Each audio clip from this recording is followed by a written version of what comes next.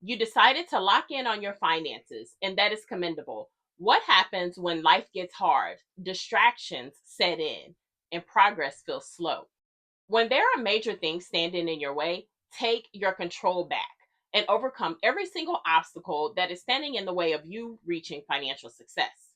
Hello, and welcome to another episode of Financial Goldmine. Today, we are diving into the 7 main obstacles that most people are facing today. Please make sure you stay tuned until the end of this video because I'm also revealing 5 ways that you can overcome all barriers to you reaching financial success. Obstacle number 1, the economy. According to a survey conducted by Empower, 35% of people feel that the economy is a major barrier to them reaching financial success. This is one obstacle that may seem beyond your control, but there are things that you can do to be prepared and come out on top and thrive despite what is going on in the economy. The reality is that the price of everything is up, from the high cost of essentials like food to housing, to cars, utility bills, interest rates, furniture, electronics, healthcare, prescription drugs. I could go on. Y'all, I received my electric bill and I thought to myself, this has to be the electric bill for the Biltmore estate because there is no way that this is my bill. Obstacle number 2, income instability. 30% of Americans consider income instability an obstacle to financial success. This can be caused by a lot of things like layoffs, reduction in hours, getting fired, seasonal work, life events, government shutdown, or even health related issues. Having multiple streams of income is crucial. I'm not suggesting that you burn yourself out. I am not a proponent of hustle culture on this channel. So please do not work yourself to death. I want you to enjoy life. We only have one life to live, and me, I'm living mine to the fullest. But multiple streams of income can be your safety net when you have a disruption in income. You don't want a disruption to derail everything that you work so hard for. What is the solution? Passive forms of income, which include things like investing, affiliate marketing, rental properties. Rental properties can be a lot, but if you hire a property management company, they can remain passive. Vending machines and digital products, to name a few. Also, while this may not be passive, there are so many ways to make money online from home, such as monetizing a skill on Upwork, drop shipping, blogging, advertising, social media manager, virtual assistant, content creator. If you are interested in a side hustle, here's a tip. If you chase 2 rabbits, you will not catch either. So find something that you're really good at and stick with that one thing until you bring it to a living wage. If you try to pursue too many hustles in the beginning, you may fail at both of them. Once you bring it to a living wage, then you can branch off and do more. Obstacle number 3, high interest debt. High interest debt is a huge obstacle because it gets expensive quickly. It grows fast due to compounding. And as I mentioned in my debt traps video, you're in a debt cycle and can only afford to make minimum payments. It limits your financial progress. And eventually, if the debt is not resolved quickly, it can damage your credit score, whether it be from high utilization or payment history due to late payments. And I don't want that for any of my gold diggers. Okay, y'all see that? Gold diggers. Obstacle number 4 is non essential expenses and emergencies. So let's talk about non essential expenses first. Something non essential would be something like an expensive wedding, a luxury vacation, concert tickets. I see y'all out there at that Cowboy Carter concert.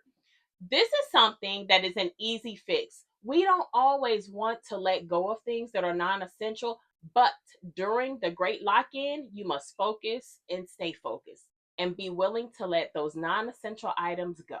Today is November 9th. If you can focus until the end of the lock in, which ends on December 31st, you will be so proud of yourself. It will prepare you for what I have coming in January. Now let's switch to emergencies. An emergency would be a death in the family, a car accident, or serious health problem. All of these are really important, right? This is why you need a 3 to 6 month emergency fund so that when an emergency arises, your finances can cover the cost instead of sending you into financial ruin because you're not prepared. Here I am with my husband a couple of weeks ago at his grandmother's memorial. We were able to travel to Chicago, cover our transportation costs, hotel, and food without any issues. Now we're talking about emergencies, but we did not have to tap into our emergency fund. We actually used our travel sinking fund to cover the cost. We will talk about sinking funds in January. Also, with that, I do realize that there are times in life that catastrophic emergencies will occur and they can uproot any of us at any time. We will tap into some of those things in a separate video in the near future.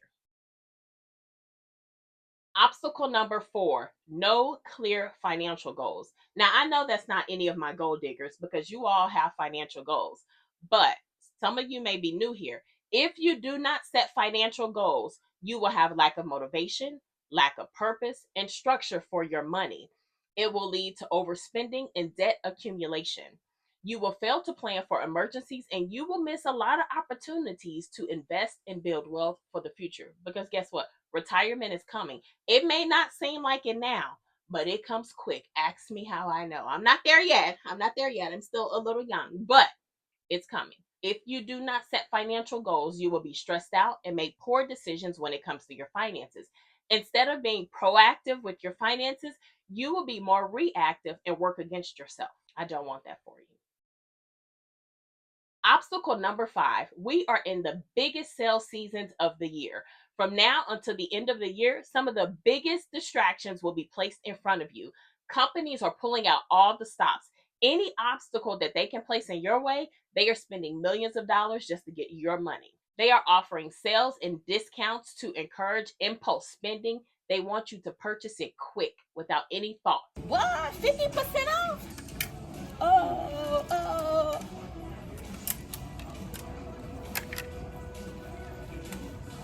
I mean, look at the Starbucks teddy bear. People are going nuts over this cup. And that is exactly what they wanted you to do. And then what did Starbucks say? Oh my goodness, we didn't know people were going to go crazy for this. You mean a company that's been in business for this long hasn't done the research and didn't know exactly how the customer would behave? I'm not buying it. They knew exactly what the customer would do. And so guess what? Now it's sold out. So when they release the next one, people are going to be in line waiting because they know, oh, the last one sold out. I got to make sure I get this one today, today, today. They are claiming limited time offers to create a sense of urgency around holiday time. Gift card promotions, very immersive online shopping experiences, bundled products, must have items, must have sales. Biggest sale of the year is never coming back again. The goal is to tap into your emotions. They're pulling out all the stops to get your money.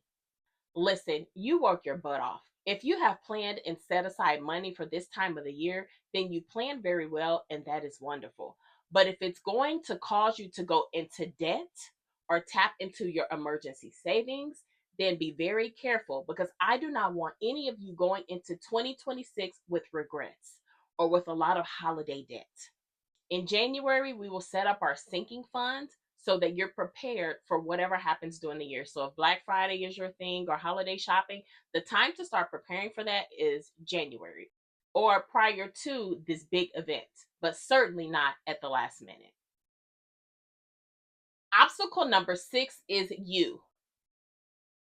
Yes, you. Don't look to the left. Don't look to the right. I'm talking to you. Procrastination and self doubt will stop you from reaching your financial goals. Self doubt leads to poor decision making, missed opportunities, and stagnation. You have to focus during the great lock in, knowing that you will come out on top. You have to believe in yourself 1000%. If your goal is to save $25,000, you have to envision it and do not stop until you reach the goal. Some of you started the great lock in September, some of you may have started in October. Something may have happened to cause you to deviate from your goal. Did you just fall off and continue down the wrong path? If so, that is okay. It is time to get back on track. You still have time. It's never too late. Well, I never say never, but right now it's not too late. The only thing holding you back is you. Paralysis by analysis. You overthink your financial decisions to the point that you make no decision at all. This is why in the great lock in, you need to focus hard on one financial goal and laser focus until you knock it out the park. Boom, home run. Hey. So, what are 5 ways to overcome obstacles? We have already discussed ways to overcome some of the obstacles like income instability, but here are 5 things that you can do to win even when the odds are stacked against you. One, and this is very important, I want you to replace limiting beliefs with empowering ones. Instead of saying, I'll never get out of debt, say, every payment I make gets me closer to financial freedom. Instead of saying, I'm terrible with money, say, I'm learning how to manage money better every day. Instead of saying, I cannot save, I just don't make enough, say, I can save something, even if it's small, and build from there. Instead of saying, whew, I'll always be in debt. It's just a part of life. I'm going to die in debt. Say, debt is temporary. Every payment I make brings me closer to financial freedom. Retirement is just too far away for me to be worried about that today. Replace that with, the earlier I start, the more time my money has to grow for my future. I'm not good with money. It is what it is. My mama wasn't good with money. My daddy wasn't good with money. Replace that with, managing money is a skill. I can learn it like any other skill. I'm breaking generational curses. Just because my mother or father or grandmother wasn't good with money, that stops here. That I can be good with money. There is power in the tongue. Speak positivity into every aspect of your life. Focus on progress, not perfection. Celebrate small wins because every step counts. This is a journey, not a race.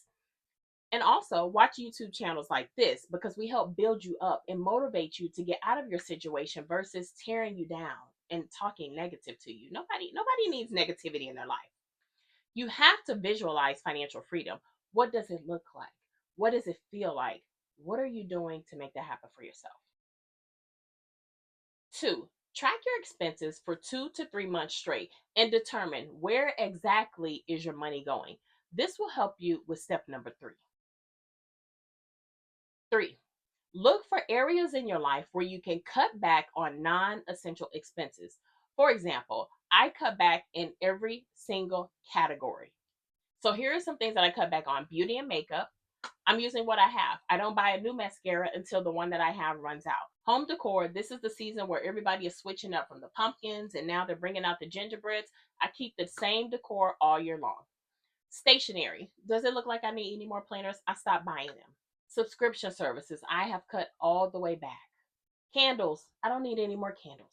I have enough. I'm burning what I have, and I won't buy another one until I have burned through those. It doesn't matter how new and great the new candle is. If I have a candle, I don't need another. The only thing I have not cut back on yet is clothing because I have lost 70 pounds and I did need to get some new threads. But even that is kept in check and I don't allow myself to overspend. I don't spend what I don't have. When I have enough, I don't buy any more.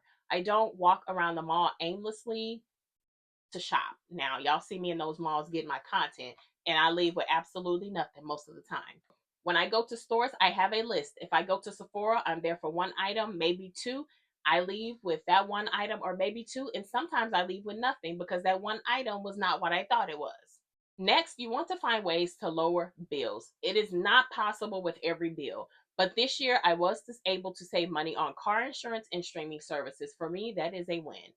Everything in the economy is up. In every aspect of your life, you have to look for something to cut. I know it's not easy, but just go through everything with a fine tooth comb and see if there's some way you can cut back. At the end of the day, you have to move different. Try not to love anything that much to the point that you cannot let it go. So, whether it's beauty products, stationery, going out to eat at high end restaurants a lot, luxury hauls, seasonal items, because I'm telling you, stay off of TikTok looking at those hauls. Find ways to cut back. I know you all are tired of me saying this before. You have to have an emergency fund with 3 to 6 months worth of living expenses. You do not want to be in this economy without savings. This ain't the one. Also, get the high interest debt paid off. Debt ties up so much of your money. It is stressful and it's a bad financial decision at the end of the day. I don't want you all to make a $500 credit card payment just for $350 or more to go to interest. That is insane. Like, I don't want that for any of you. Once your debt is paid off, your high interest debt, and you have a 3 to 6 month emergency fund, then it's time to start investing. The top way to grow your money is during investing, and we will do a deep dive on investing very soon. Five, and I want you to listen very carefully.